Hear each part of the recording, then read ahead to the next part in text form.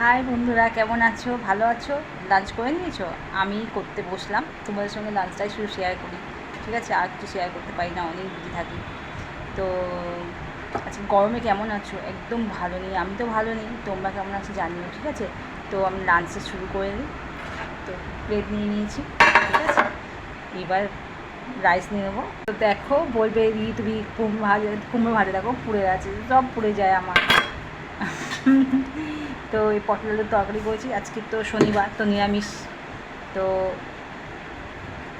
আলু এই তোমার কলার কোপ্তা বানিয়েছি, কোপ্তার তরকারি, ঠিক আছে।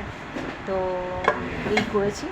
সবসময় বড় দিন তুমি শুধু নিরামিষ খাও, সত্যি আমি সপ্তাহে 3 দিন নিরামিষ খাই, ঠিক আছে। তো দেখো, খাওয়া যাক। দেখো গাইস, তোমরা খেয়ে নিও, ঠিক আছে। কোপ্তা নিয়ে নিয়েছি, মোটামুটি